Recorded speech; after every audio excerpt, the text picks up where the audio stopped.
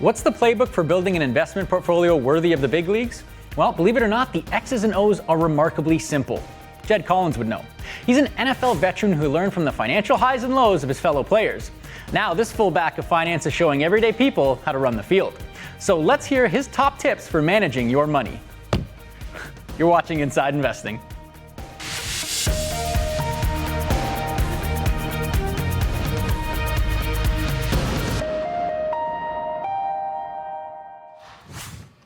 Hello everyone, welcome to another edition of Inside Investing, the show that helps you level up your financial knowledge and sharpen your investing skills. Presented by TD Direct Investing, named Canada's best online brokerage by the Globe and Mail for 3 straight years and counting. I'm your host, Rob Moise. And of course, you saw me there all decked out in my football gear, ready to talk pigskins and portfolios with today's guest speaker. And I promise to pack as many football puns into our conversation as possible for your enjoyment. Probably some mixed sports metaphors in there too, if I'm being honest with myself. But without further ado, here's the kickoff. Joining us is Jed Collins, a former NFL fullback turned certified financial planner. He played 7 seasons in the NFL, including with the New Orleans Saints and Detroit Lions. Now he's a financial literacy advocate and educator and the founder of Money Vehicle, which helps students and athletes alike understand the basics of saving and investing. Jed, it's great to have you with us on the program. Thanks for taking the time to chat. Rob, a quote I love to live by is never delay gratitude. So just super grateful for being here, the opportunity to share my message. And I got to be the first to congratulate you. Nice catch.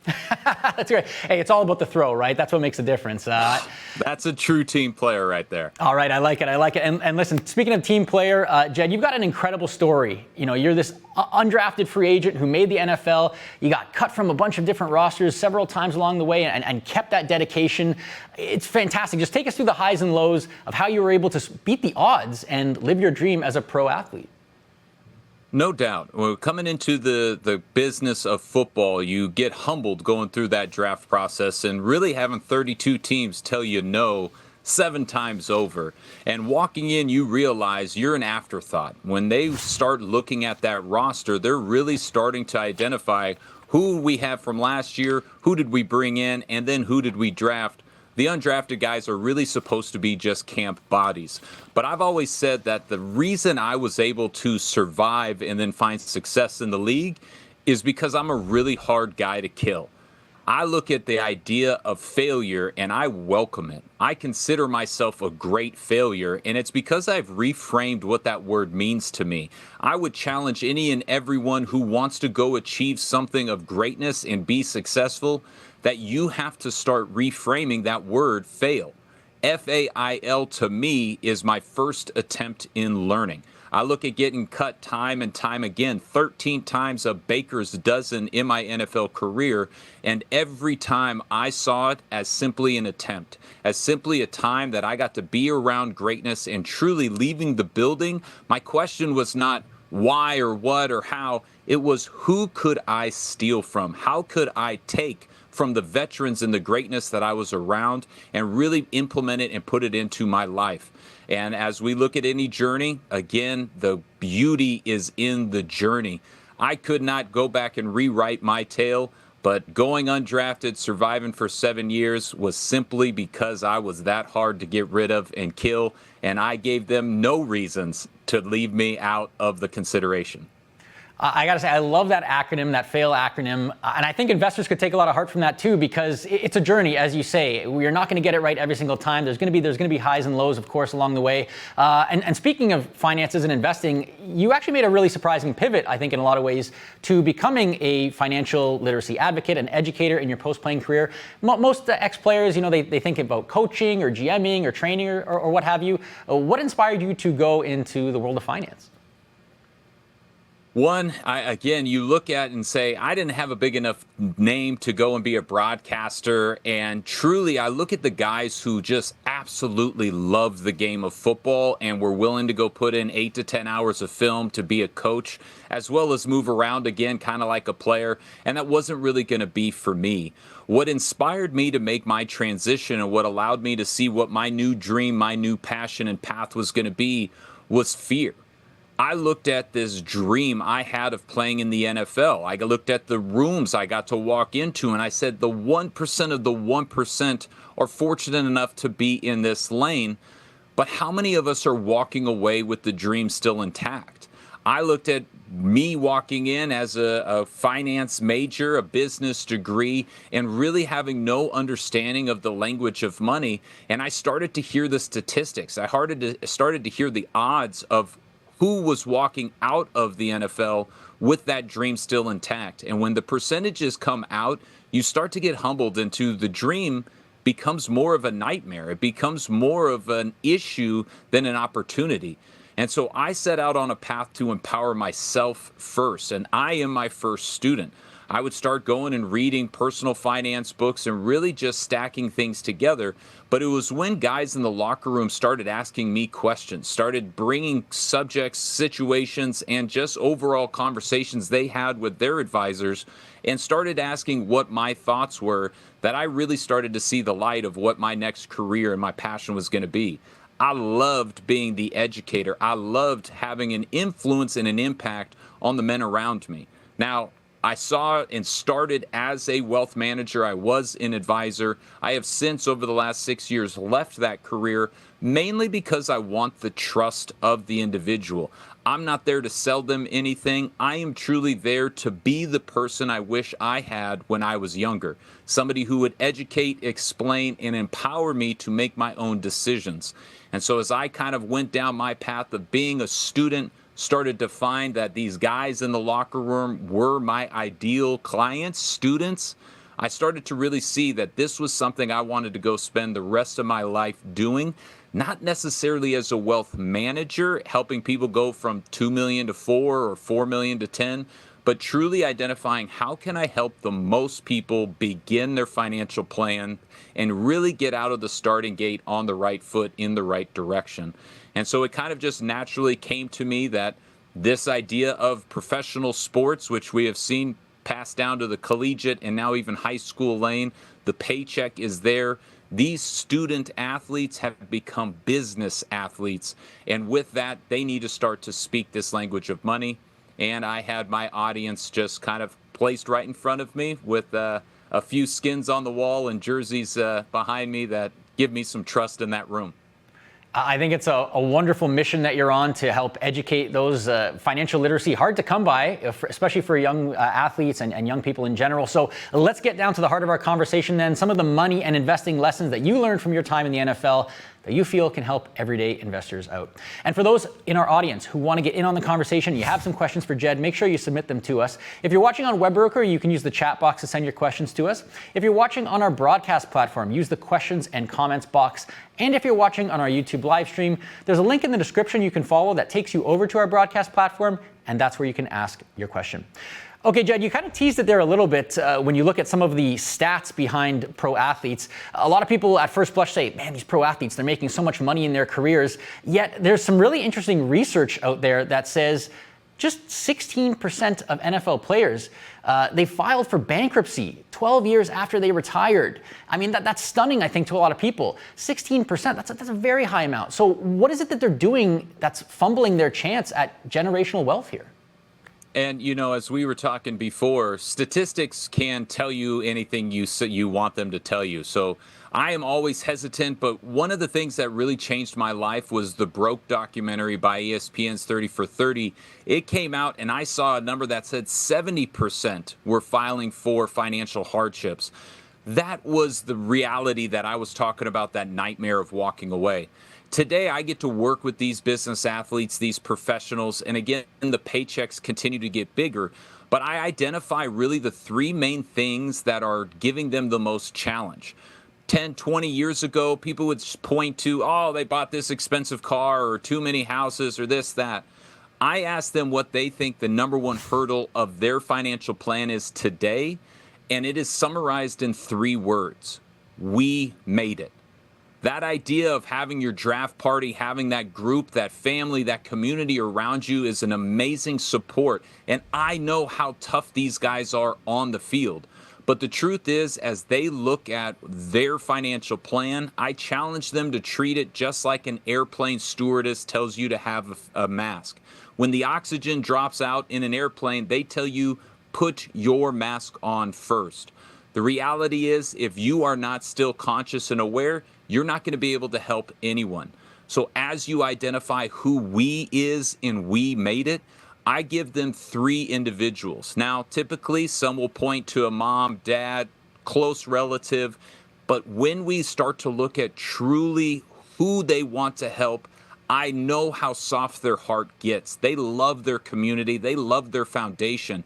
And as badass as they are on the fields, they are softies and full of heart off the field.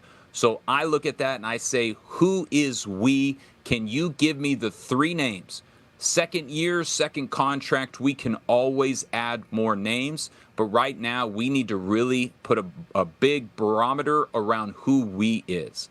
The second reason a lot of our athletes are struggling today is because they are a business. They have what I call an A team. That A team's made up of an agent, an advisor, an accountant, an attorney, and an advocate or a marketing person. I would also throw in today's day and age, AI is becoming a part of your A team as well and a great resource. But as you look at that A team, as a business owner, these are your employees. Not the people who are telling you exactly what to do, but these are your advisors guiding you on your path. Have you done your due diligence on these individuals? Have you sat and really started to discuss what their incentives or what their priorities are? In the advisor lane, I love introducing the term fiduciary, starting to identify and understand if they have an obligation and a legal liability to put your interest above their own. As you look at this A team, we see the horrible headlines of players being stolen and robbed from by their A team. And so after the we made it kind of confine of who that is, the biggest reason right now we are struggling is poor guidance, poor advice, and putting our trust in the wrong places. That A team is such a valuable part of your business and your future empire, but really understanding the conversation with these employees that you have as a business owner. You are not there to confront them or to challenge them, but you are there to have a clear and honest conversation with them, and often empowering guys, gals with the questions they should be asking these A team members really allows that door to open. The third reason, and it's one that is as old as, kind of the athletic world, is the cliff. We know athletic times are very short. We know you are going to make hundreds of thousands, millions of dollars in your 20s. But that means by the time you're age 30, your income could drop to 0. And so the biggest challenge is identifying how to build a system and really start to see your plan. And my greatest quote, what I love to hear rookies repeat back to me, is how can you look at decades, not days? How can you extend the view that you see your dollars, your career, and really your life plan in the form of decades? I have no problem or issues with you living it up and having some great days in your 20s, but this dream is going to last you the next 60 to 80 years. That is the decades that we need to start preparing for. So then take me through, like, for an everyday person, then that lesson of, having the right people around you and being really cognizant of your money. You have an approach, like a 5-bucket approach that you like to preach to athletes and investors alike. Can you take us through that process of how they can kind of manage their money like that? Absolutely. Everything is about routines and systems, and this money bucket system allows you to break down every paycheck you're going to receive and give each dollar a job. Employ your paycheck. If you are not making your money go to work for you, it's going to work for somebody else. Whether that's you spending it, that's you giving it to a bank. If you do not tell your dollars where to go, money is lazy and it won't go anywhere. So the 5 systems are your past, present, future, society, and compassion. With that society choice, we changed the term from taxes to society so people have a more positive correlation of where those dollars are going. We hear the old adage of death and taxes are the only 2 things. Taxes aren't a negative. Now, as anybody, you don't want to pay more taxes than you owe, so you should learn to speak money and identify where you can reduce your tax liability. But that society choice is a massive one, especially in this day and age of business athletes with the NIL era, 1099 contractors. That society choice is 100% put on your own shoulders, and often most entrepreneurs don't know about the double FICA tax just to get out the gate. So looking at how you identify your tax responsibility, That's going to be a big one. That past and present is what I like to call your burn rate. Past choices are anything due before the month begins. We just started November, and as we see November, I know I've already spent a lot of money in November before I even have lunch on November 1st. Where are you living? That rent or that mortgage? What bills do you have? Subscriptions you've already accounted for? Any debt payments that you need? All of those are your past choices because they're due before the month even begins. That present choice is the day-to-day interaction. It is what you're going to go spend on food, on furniture, on fashion, on fun. Can you quantify about how much you're going to spend in the present, in the first and foremost now of today? I always love to say the present is a gift. Money is meant to be used and spent. And when you set up these buckets, you get to look at that present choice and spend it guilt-free. Why? Because the other bucket is your future choice. Now, we have to divide future into savings and investing. This is one of those financially literate misunderstandings is most people look at them as the same when their purpose is very, very different. Saving is protecting your money from risk. When we take a leap into investing, we have to accept that we are producing and welcoming risk. You look at an investment and say, hey, this one has a 99% chance of success that will pay you 3%. This one has a 70% chance of success and it will pay you 9%. Well, with the idea of a higher return, we have to accept that higher risk. And so most people need to identify what is the purpose of these dollars. Are they meant to protect for a specific event, whether that's a vacation, that's a future purchase, an engagement ring perhaps? Looking at what you want to save up for. Those investment dollars are not saving, not protecting. They are going to work for you and they are going to welcome risk for that highest return. The last bucket is the compassion choice. And I love to share this one last because science is telling us this is going to prove to be your quote unquote happy bucket. It's going to lead to your most fulfillment and sense of purpose. And we identify students, people, you, me, we look at the present choice and go, well, that one's going to be where the fun is. We look at our future and say, well, this is what I'm really building a plan to do is protect my future. Why would the compassion choice be the happy bucket? Well, that's your family, that's philanthropy, that's your friends, that's your faith. Looking at where those dollars are going outside of yourselves gives your paycheck a purpose. And as we look at the long-term nature of what we're trying to prepare for, that is what's going to give you the most sense of fulfillment and the most self-awareness and happiness is having a purpose with those dollars. Now, when you break down your money buckets by percentage, I don't ask you to start out with a high compassion choice percentage. Give me 1%. Give me a penny for your thoughts. Find a person, a place, or a cause you want to support outside of yourself. Then you can look at your society choice, your taxes. Should that be 20% if you're in that $50,000 to $100,000 income? You go over $100,000, that's going to bump up to 25, 30, and then obviously with professional athletes making millions, could be in the 40 percentile. That future choice, though, that is one that you need to dive into and really self-discover what you're going to put towards your future. Start with, I made $1, saved a dime, that's 10%. Ideally, you move up to that 15, 20. I've even talked to some young students today who are looking and saying, hi, I want to put 30 to 40% towards my future. I also love to talk to people and they say, I'm going to put 70 or 80% towards that future choice. And then I get to educate them around the idea of taxes and the idea of your bills. But the heart and the mindset of, I want to put the most to my future I can is the right track.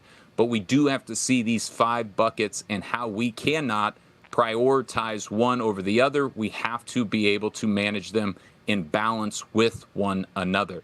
That system has really allowed a lot of people, and when I say students, I work with high school students at 15, college students at 20, professionals at 25. Heck, I work with corporate companies in their 30s or 40s. I'm not an advisor, so everyone is a student to me, and so that's why I refer to them as such. I love the 5-bucket approach, and I like the little guidelines that you had there for figuring out what that future bucket looked like. I want to get to another story that you have here, because you got to play with Drew Brees, okay, one of the greats, one of the legends, and he was renowned for his success on the field, but also off the field. What made him such a good, not just a good player, but also like a good investor, good with his money, that you think an everyday investor could learn something from? I always introduce Drew as a great football player. He is twice the man and 10 times the leader he is as then a football player. Truly one of those people that you are fortunate to be around. When I say steal greatness, that is one individual I got to steal greatness from. I observed him, and as I did with veterans, I always became my case study. And you see it walking out onto a practice field. Drew has a mechanism, a simple lock, where he looks like he's catching a pass to walk on or off the field. It is a way to have his lock in. In practice, we would go into reps, and he would do hundreds of team reps each and every day. But the first quarterback in 20 years of football I saw throw a ball to his first pass, then he would rifle his hands, his eyes, and feet to a second, third, fourth, and down to his check down, which usually was somebody like myself. But every rep, he would do that rifle system to see where his progressions were going. I eventually had to ask him, I said, I don't understand. 20 years of football, I've never seen another quarterback do something like that. And he said, it's all about his habits. It's about building the process. He defined the cue, the routine, and the reward, which comes from a few books, The Power of Habits, that you can identify those 3 pieces to a habit. What he wanted to be able to do on a field was not think about where his feet or his hands or where his progression was. He wanted to perform without thinking, so he could then analyze what was actually happening on the field. What defense are they in? What did they change? Did they shift after the ball was snapped? I don't have to worry about my progression. My body and my mind are already doing that subconsciously. That was the power of Drew. He looked at everything like a process. You ask yourself, how do you repeatedly find success in anything? You have to build your habits. And so walking and being around him each and every day, he would do little things, go into his locker, and he would have the wooden pyramid of success. He would have little messages, little mantras. Each game, each season, we would have a new message to the team of our team breakdown before the game began. Why? Because he understood. We want to hear and feel the same way before every game. We want to get back to the same spot to go perform and do what we do best. A lot of people look at habits and say, oh, they're so challenging. If you want to start a new habit, focus on the reward. Focus on the why. Everybody says, well, I want to get up at 6:30 and go work out. Why? What is it going to give you? That morning workout routine is great, but until you realize the why, you're never going to make it a habit. If you want to change a bad habit, focus on the cue. What is the ignition, the flip, the switch that starts you down that incorrect path? And so as I got to be around somebody like Drew, I started to build those habits, and I started to see the impact that they could make on a financial plan. I have now got to teach thousands of professional athletes about a system called a portfolio paycheck. That is building a habit to your cash management system. You heard the 5 money buckets from our last segment. This is taking that past and present choice, combining them into what I call that burn rate. That burn rate is your monthly lifestyle. And if I wanted to look and say, Jed, I'm not super big on budgeting and I don't want an Excel type template and do dollars, this is how simple a portfolio paycheck system is. I, number one, calculate my burn rate. That's my past, my present choices. What do I need month to month to live on? That's not accounting for my compassion, my future, or even my society choice. Just those two is my burn rate. Calculate that number. Let's say it's $5,000 a month. The second step is now depositing my paycheck directly into a brokerage account. Being TD, you have many brokerage accounts, millions. Get people to deposit their paycheck directly into that brokerage. Why? Because we're trying to think more like investors. Step 3, that brokerage then sends to my bank account, my checking, that burn rate and my lifestyle. I love this habit. I love this system because if you live on your burn rate, you are choosing the lifestyle. You avoid lifestyle creep. You got a bonus, great. You stick to your plan. And I love starting to see if you can live on your lifestyle, you control your burn and your plan heads exactly where you want it to go. But all of that comes from looking at Drew, looking at his habits. And if you want, we could start talking about how he became one of the first business athletes I was around that started to build his empire off the field as well. Yeah, I mean, time's going to beat us if we get into that, because Drew's got a long list of successful ventures, I know, of course. But I love the focus on systems that you talked about there. And speaking of systems and kind of automating things and taking your hand off the wheel, I guess, in some senses, and just having things be automatic, I know you're a big fan of index investing for beginner investors. This is basically where you're investing in a broad swath of companies. You get a really diversified basket, and you're basically trying to achieve the average of whatever that index's return is, or the broader stock market in a lot of cases for a lot of index investors. I find this a little bit curious only because, when we think about pro athletes are exceptional, right? So the average doesn't win Super Bowls. So why does average why can it be a win for investors? So you're absolutely right. This is the only time and place I will challenge an individual to be average, is in the beginning of their investment journey. Why that is because we don't have the expertise, we don't have the time, and we don't have really the system in place to take on the risk of individual investments. So at the onset, at the start, you look at what an index provides you. It provides you that diversified allocation. Immediately, I have not one company, but I have hundreds, even thousands of companies.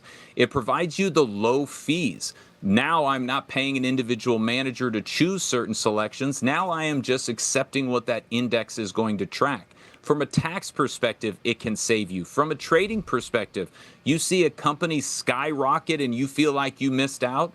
Well, that index, if it's on there tracking what you want it to be, it will add that company into the index and remove what is their poorest performer.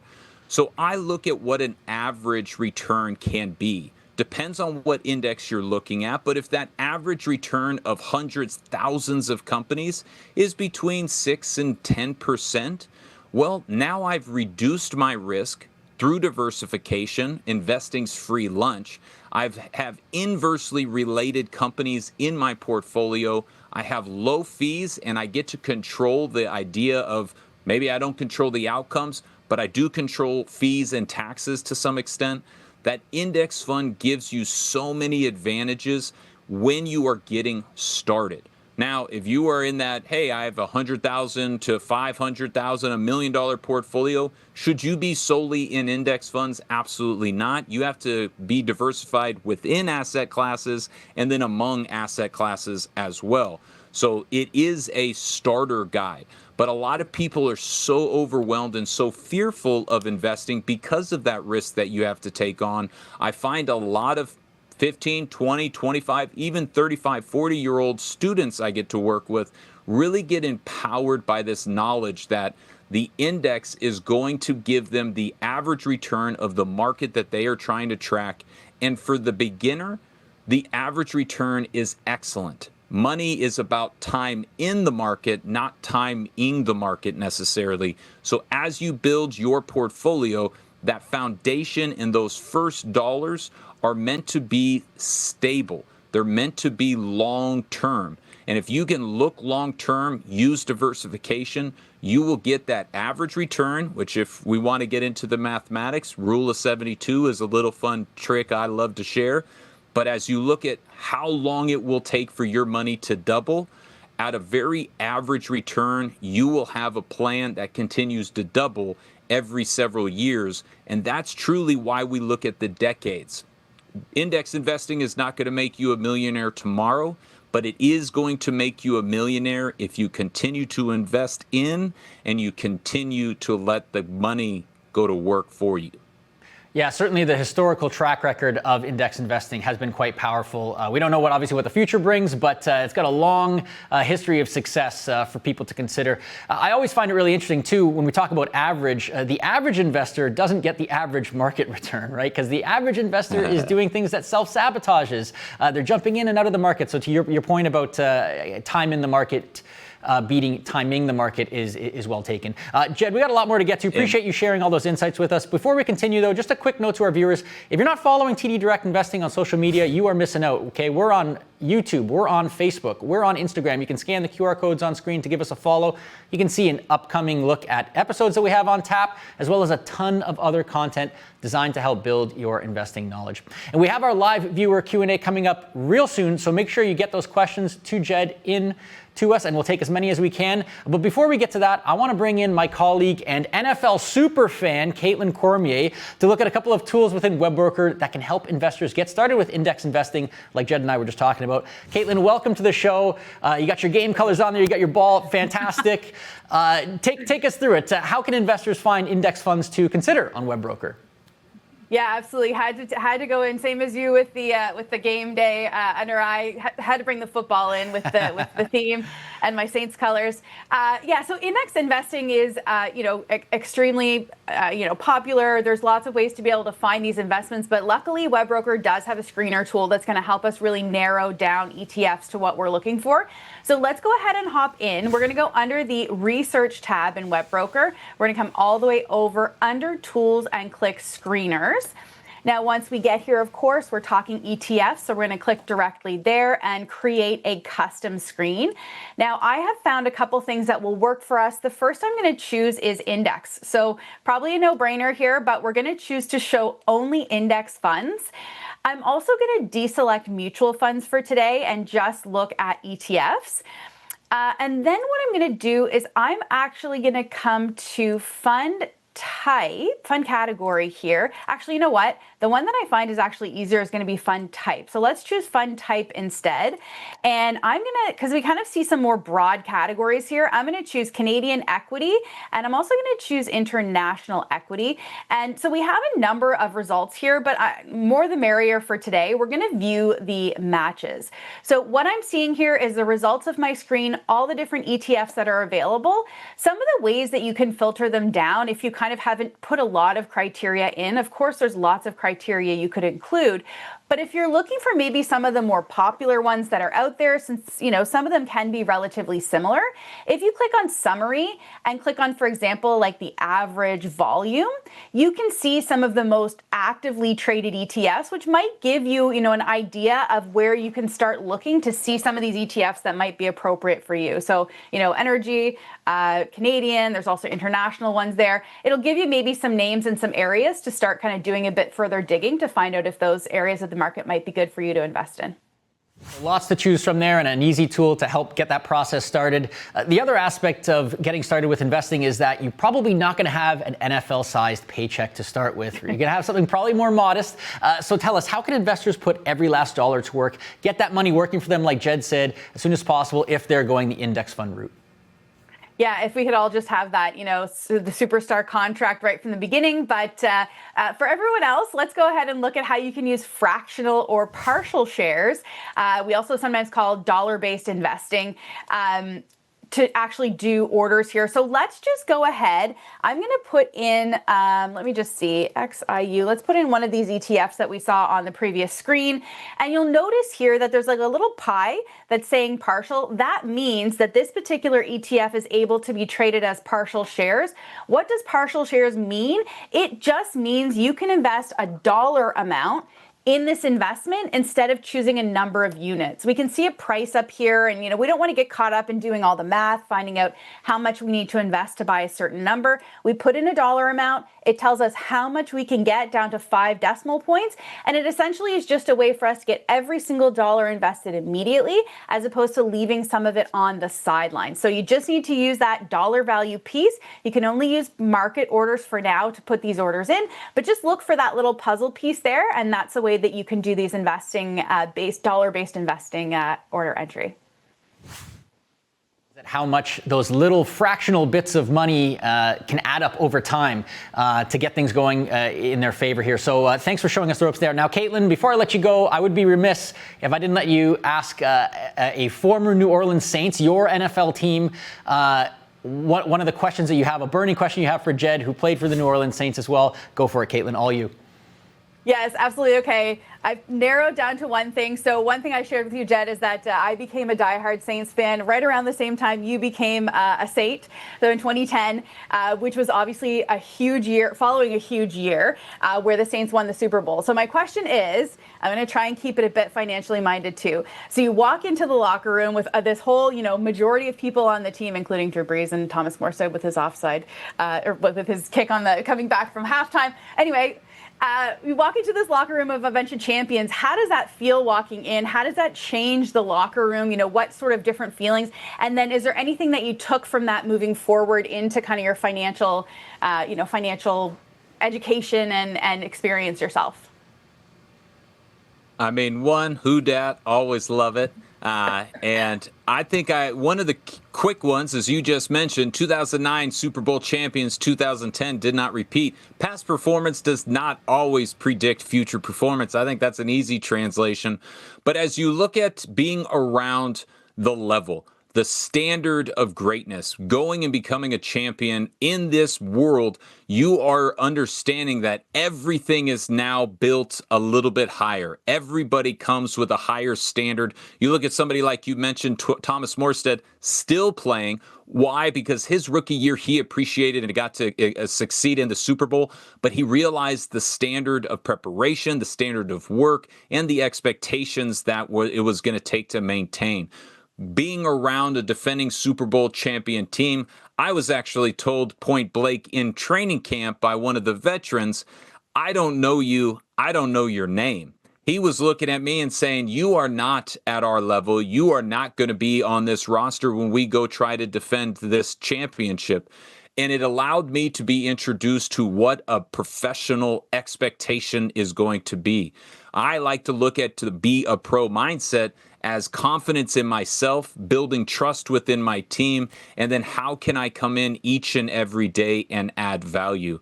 And I loved looking at and being around those Super Bowl rings because it was a consistent reminder of what the standard in that building was. Everybody in August breaks down their huddle and says, we want to win Super Bowl championship. The expectation and the standard of work that goes into that cannot be understated. So I loved being around greatness because it allowed me to see what it takes to achieve.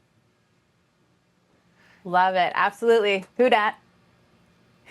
Great stuff, Jed. Appreciate that. Obviously, speaking to the importance of goals, whether you're talking about on the football field or in your investing life, having those goals and keeping yourself honest along the way can be really powerful stuff. Appreciate you sharing that. And Caitlin, of course, thank you for joining us and showing us the ropes on WebBroker. That was TD Direct Investing's Senior Client Education Instructor, Caitlin Cormier. Okay, Jed, we got a little bit of time here for some questions we got coming in. Are you ready to hear what people want to know more about? Always. All right, let's get our first question up on screen here. This one's coming to us from Brian. Can you give us a football analogy about investing? Absolutely, and I'm going to touch on that last concept we were just hitting on, is the idea of index investing. And so if you were to look at what Super Bowl champion you were going to predict here in the next 2 to 3 months, you can identify how you can begin your investment journey. You can look at a single team. I'm here in Seattle. Let's go with the hometown favorite. The Seattle Seahawks are going to be Super Bowl champions. But then somebody comes and says, okay, that individual placed a bet on the Seahawks. What if you could get all 4 teams in the NFC West? So you get the Seahawks, the Niners, the Rams, and the Cardinals. You get 4 teams compared to that individual's 1. Then somebody comes to you and says, well, wait a minute. What if you took all 16 teams in the NFC? You get your 4 in the West, you get your 1 Seahawks, but now you have 16 to choose from. And then finally somebody comes to you and says, well, what if you could just bet that somebody in the NFL was going to win the Super Bowl? That analogy and that concept builds to the single individual investor. I want to buy one company like the Seahawks. I want to buy an ETF or a mutual fund, that 4 in the division or the 16 in the conference.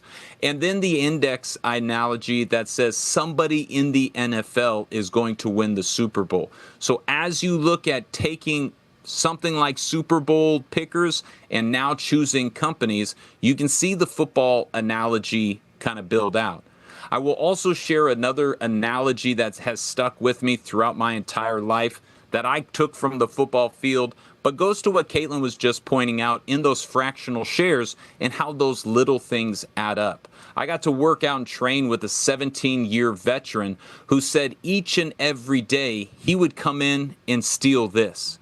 He would go out onto the field. We would run 40 yards. He would run 45. We would run 50. He would run 55. We'd go into the weight room and do a set of 225 on bench. He would slide 2.5s on each side and do a set of 11. We'd go get 2 game tapes. He would get a third. Finally, when he started to explain it to me, he said all of those little things were the inches that he was going to come in and steal on a daily basis to lead to his success. And 17 years as a linebacker is successful by anyone's mark. So as you look at your financial journey, you can look at how you want to begin your investments. Do I want 1, 4, 16, or all 32 in the NFL? And then how can I make each dollar, even some change, go to work for me and steal inches? You can honestly identify that idea of compounding. Every inch, every dollar is your employee. And the beautiful thing about investing, your employees start to create more employees. So go start your investment journey, even if inch by inch, fractional share by fractional share, it will add up as you look at your bigger game plan. Football is a game of inches, as is investing in a lot of ways. Little steps lead to big things. Fantastic analogies, Jed. Great stuff. We got another question coming to us. This one from Sarah. Sarah says, what advice would you give to a teen? I love this question. Number one is, again, look at a long-term time frame. If I am 18 today, I have literally 80 years of an investment horizon. So it is not a sprint, it is a marathon. I would also start to challenge, because you pointed out, not everybody starts with an NFL paycheck. We start with more modest paychecks. Stop just looking at investing with dollars. Start looking at yourself as your greatest investment. As I mentioned earlier, I work with business athletes, but that just is because those people also play athletics. I look at every young individual today and say, you are the CEO of your own brand, your own business. You could go work at TD, you can go work anywhere in the country, in the world, but you are always going to be your own business. So start to invest in your company, not just what dollars can go to work for you. What skills should you be investing in today? Perhaps you're not getting paid on them. Perhaps it's not worth what you want it to be worth today.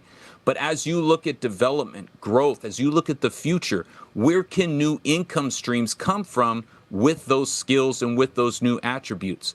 This new world of cybersecurity, of artificial intelligence, people in their 40s, 50s, 60s, they're not going to reinvent themselves overnight. You get to reinvent yourself to a world we don't know what will happen tomorrow. If I am a young person today, I say keep the paycheck. Let me be around experience. Let me be around greatness. Let me steal habits and processes from those who are successful, because in the long run, that is going to make my greatest asset, myself, the best it can be. So if I'm a teen today, I am looking at learning, educating, following people like Caitlin, and starting to speak this language of money. Because the more I understand how to diversify my income, that old adage of go work for one company and get a pension and those days are gone. You are an entrepreneur. Even if you work at a company, you are a business owner because you are an individual brand. Invest in you. What asset can you start to develop today that could pay dividends throughout the next 60 years of your life? And certainly getting a good financial education is one that's going to pay dividends no matter what. Pun fully intended. Not a football pun, but a money pun there. Let's get another question coming to us here. Clive has a question.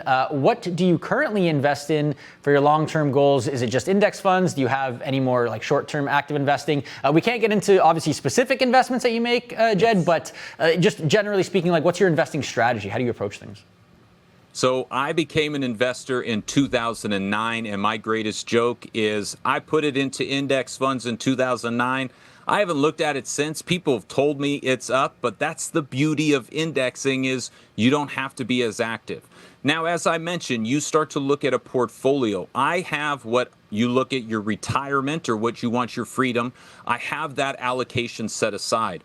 Where I can now take on more risk are ideas and avenues where I think could possibly turn a single into a double into possibly a home run.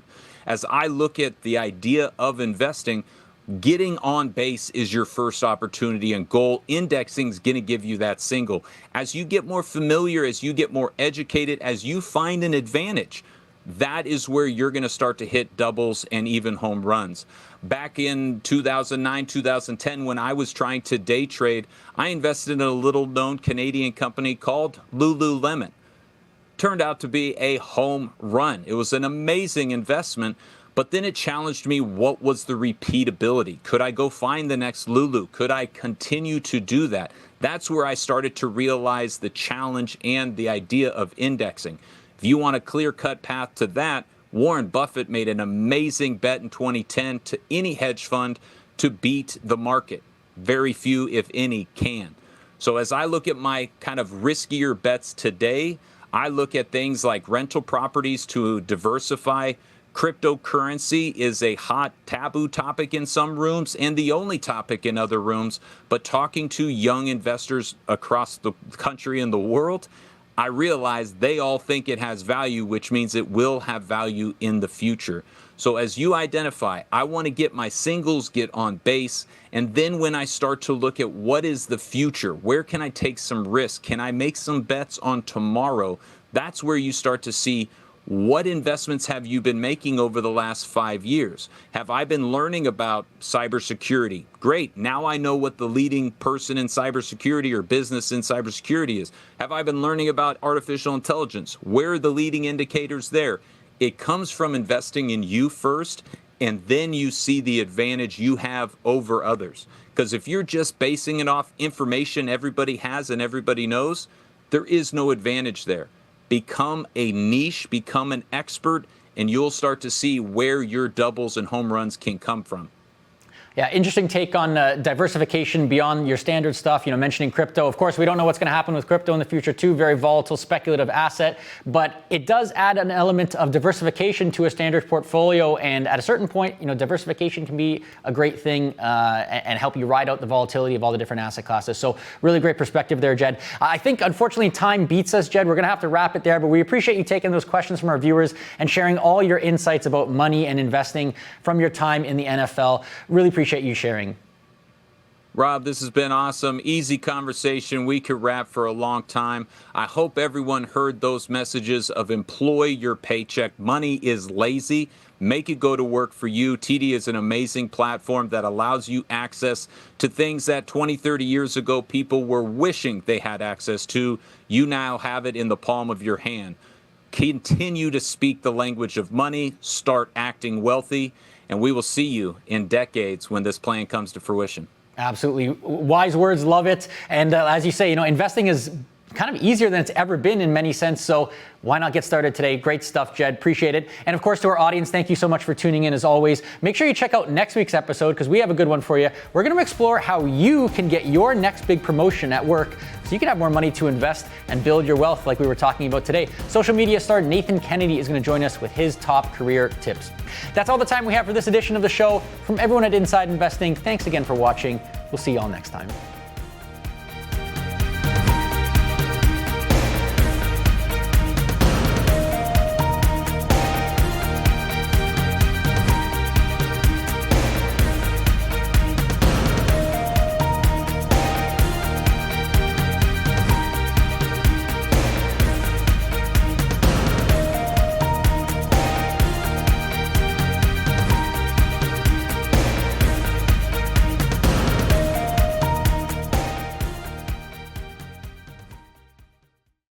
Have more questions? Check out the links to the right and in the description below.